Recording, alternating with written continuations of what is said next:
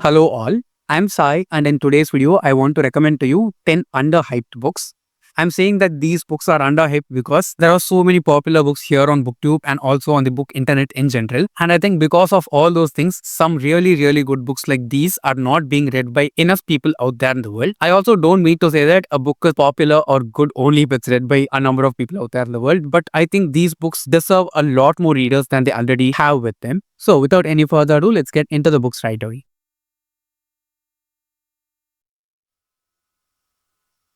The first book which I have is the first one inside an Indian fantasy series, and it is Upon a Burning Throne by Ashok K, which is the first book inside the Burnt Empire saga. This is the first part of the first book. There's also a second part to this. There are totally 3 books inside the series. It's a trilogy and all of the 3 are published right now. This is basically just a reimagining of the Mahabharata but as a fantastical story. The author takes all the characters from the Mahabharata but changes their names. He uses the actual plot of the Mahabharata, actual story of it. He takes all the things that are happening there and explores them exactly as such here but with different names in a different setup and experimenting so many different things. The writing of the author is just excellent. The story moves on at such a brisk pace that you will not want to put it down at all. It is very compelling, has a lot of magic inside it, and there are also gender swaps for some of the characters whom we know from the Mahabharata that is done by the author here, and they are done really well, not just for the sake of doing it. I know that there are a lot of Mahabharata retellings out there in the world, but trust me, this is not a retelling, it's a reimagining. It's the same story but explored in a completely different way. It does not say the story of the Mahabharata, just keep that in mind. It's an entirely new story on its own, just using the map of it. I think this deserves a lot more readers than it actually has right now. So yeah, just go forward and read this, okay? It's just amazing. Next, we have quite a heavy literary fiction book and it is just so well written, okay? That's the reason why I want to recommend this book. It's amazing. You have to give it some time and take it in slow because I think this is a really well written story, but not many people have read it, and it is Maps of Our Spectacular Bodies by Maddie Mortimer, in which we follow our main character Leah, who's suffering from a terminal illness right now. So she's going to die in just a few more months, and during that time, she recollects a lot of things that have happened in her life, especially a love that she had in her childhood, which was not good. She's actually had cancer before and she got treated for it when she was young. But now it has come back and she's not going to be cured this time around. The thing about Maddie now is that she is married, she has a husband and a daughter who's a teen. And with all this going on, she's also having to face the wrath of this disease. We get the story narrated not just from Leah's point of view, but also from the point of the disease that is living inside the main character's body. And it is chilling to read. It's not frightening in the way that jump scares work, but it is frightening in the way that our body can feel the fear because all of us have the same body within, and the things that happen here are happening to so many people out there in the world. It also makes sense that the book is so well written because the author's own mother died of a terminal disease and she wrote this book only after the death of her mother. It is incredibly brilliant. You can just see how beautiful the cover itself is. It was actually longlisted for the Booker Prize in 2022 and I don't know why it did not win it because writing style here is just so experimental, so different, very fresh. It won't work out for everybody though, but I just love this story very much. I want to read it sometime when I'm feeling mentally good. So yeah, if you've not read Maps of Our Spectacular Bodies before, please go forward and try it if you're interested. It'll be a heavy book, but it'll be a great read. The next one is a historical fantasy and is also kind of a historical fiction, which is The Kingdom of Back by Marie Lu, in which we follow the life story of Nana Mozart, who's the elder sister of Wolfgang Mozart. Because of the patriarchy, we all know who Wolfgang Mozart is, but we don't know anything about his sister, who was just as equally talented as him, if not better. Because of the amount of dominance that was there back then, and when everything was basically restricted to not be had by women, Nana Mozart was just as good as her brother. It's beautiful. It happens during that time in Europe, because of which the children are getting sick continuously because, you know, they are just so unhygienic. They used to be so unhygienic at least. Most of the story happens when both Wolfgang and Nanal are little children and basically teens. It is very well written. I'll not tell you why the name of the book is like this, and it's not just historical fiction alone, okay? The fantasy aspect of the story is that our main character gets to slip into the Fey world now and then because of certain things that happen. You have to read the book to understand it properly. It also has technical edges. It's a beautiful book. I think I read this way back in 2020 or 2021 and I want to reread it so badly now after talking to you guys about it. The writing here is just exquisite. It will transport you to the Kingdom of Back, and trust me, you'll not want to get back to a real world. Next, we have a YA contemporary book, and it is We Deserve Monuments by Jas Hemmonds, in which we follow our main character Avery in the final year of her high school. And she's not able to continue high school in the city that she is in right now because her parents want to move back to the small town in which her maternal grandmother is living right now because she's having a terminal illness and she's going to not exist after a few months. Avery's mother wants to spend that time with her grandmother, and because of this, Avery has to let go of her school and friends, and she goes and joins this new school in a very kind of traditional setup. And from there, the story just happens. She gets to know a lot about her family's history and the things that happened to her grandfather and grandmother here. It is beautifully written. It is very, very emotional. The kind of representation done by the author here is just out of the world. I don't know whether the author has written some other books or not, but this one was just out of the world.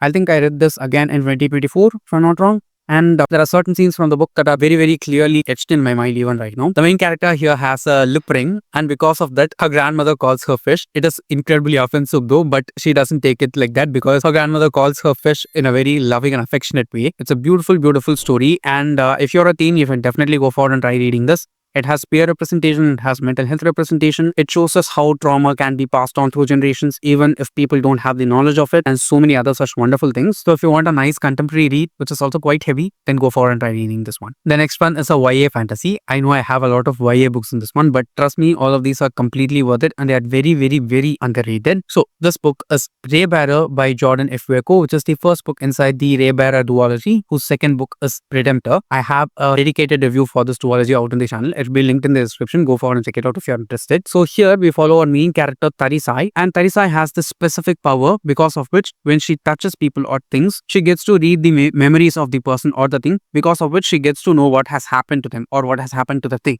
And Tarisai has been brought up by this person called the Lady, who's very, very magical and strong. And she trains Tarisai in order to go forward and join the council of this crown prince, because what will happen after the crown prince becomes the king is this council of ministers, I think, who are like 10 to 11 people who are chosen during their childhood itself by the prince, will become his council. And the council will have a lot of influence on ruling the country as a whole. The Lady wants to make use of Tarisai in order to rule the kingdom and take it for herself because of various reasons. We see Tarisai going forward and doing that, and it is just incredibly brilliant. The story changes and takes twists and turns at multiple places. The world building is extremely brilliant. The characters are really, really mature and well written. The writing is gorgeous. You will just want to dab it with your eyes. The author has written another standalone book, if I'm not wrong, which happens inside the same world. I've not read that yet, but I will for sure. I hope this was convincing enough for you. Just go forward and read it. You will definitely not regret reading it. Next, we have another literary fiction book, or kind of a contemporary fiction book if you ask me, and it is Lone Wolf by Jodi Picoult. I have recommended this book very few times in the channel, but it is definitely one of the most good books that I've read so far. So here we follow the story of 4 people in a family: a mother, father, son and daughter. The mother and father are separated after a divorce, and the mother is married to another man with whom she has 2 kids. The son has actually left his house because he is gay and he's not been accepted by his father before the divorce, and he goes to Thailand and works as an English teacher there. The daughter alone spends her time half with her mother and half with her father. During one such time, what happens is both the daughter and father go on this car ride and they crash because of some reason. After the crash, the father is incredibly injured and he has a huge blow to his head, because of which he goes into a coma. Now they want to know what has actually happened, and they also have to decide whether they'll be able to pull the plug on him. So many things happen here. It is incredibly emotional. There are a lot of twists, turns and so many other such things going on here. I know that Jodi Picoult has written a lot of books. This was my first from her and I thoroughly enjoyed it very, very much. I've not read many of her books after that. I think I've read like just 2 or 3 after this one. But of all the things that I've read, even better than My Sister's Keeper, this is really, really good. So yeah, if you are someone who's interested in a nice family drama which is incredibly emotional and very, very nuanced, you should definitely try Lone Wolf by Jodi Picoult. Next, we have an adult contemporary fiction book, and it is Mika in Real Life by Emiko Jean, in which we follow our main character Mika, who got pregnant when she was in college, and she left the child for adoption because she was not able to bring her up. And after the child becomes a teenager, while she is in the final year of her high school, or when she is 16-15 years old, she finds Mika and both of them get the chance to know each other and bond from there. Again, this is a very emotional book written amazingly well. It shows us how certain choices are made by people and how no one has the right to judge them for that. It also shows that not everyone is perfect, and it may be because of so many different reasons, because of the way in which they are brought up, the circumstances that they are put through in life, and so many other such things. It was really, really nice. It is a little bit heavy, okay? I'll not say that it is completely suppressing over your heart or anything, but it's definitely something that can make your eyes become misty. The writing of the author is gorgeous. You can read it in just like a single day or so, because It just flows really, really well. I think I read this in February only and I did like it very much. I expected it to be a fun read, but it was not a fun read. It was quite a serious one and I just liked it very much. This author's other series, which I think is Sokyo Ever After and Tokyo Taming, is much more popular compared to this one. I have not read that though, but this one was really, really good. Next, we have another YA contemporary book and it is You Should See Me in a Crown by Leah Johnson, in which we follow our main character Liz, who's in the final year of her high school and she wants to get into this very huge college. And if she wants to get into the college, she needs a lot of funding and she depends on the scholarship that she'll get if she's part of a band. But because of some reasons, that scholarship just disintegrates, and the only other way in which Liz can earn that money for herself to get into college is if she wins the prom that year and becomes the prom queen. We see a series of contests that are organized for Liz, which she has to win. She is academically really, really sound, but she does not have the funds to get into the college that she wants, and that's the reason why she's taking part inside the competition. Her friends are incredibly helpful, and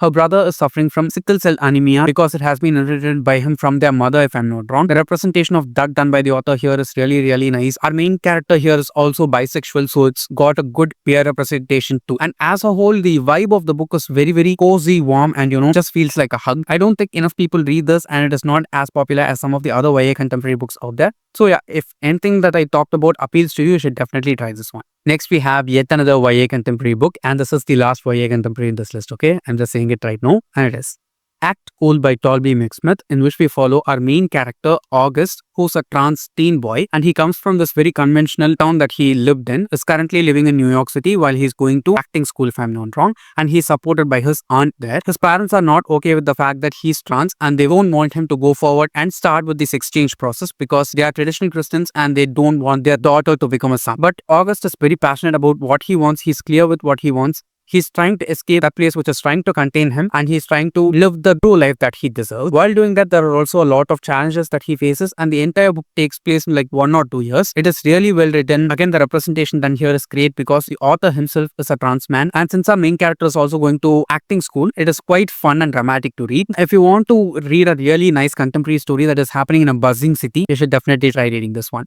Next, we have an illustrated book which also reads like a graphic novel, but it is non-fiction, and it is Brazen by Penelope, Bageau, in which the author talks about the life stories of some incredible women in the history of the world and has narrated their stories to us in the form of graphic panels like this one. It is amazing. It is a heavy book, okay? Heavy in the sense of it is physically heavy to hold. It is really well written. It will take a lot of time for you to read because it looks like a short book, but it has so much going on inside. I'd suggest you to even go forward and present these to children because it is suitable for children also to read if they are like 13 and over in age. I enjoyed my time reading this book very, very much, and it was so much fun to read. So if you are someone who likes illustrated books or graphic novels and is also interested in non-fiction books, you can definitely go forward and try this one. I think I read this one like 4 to 5 years back, and I still remember so many things from it vividly in my mind. So yeah, the last book inside this list is Brazen by Penelope Bageau.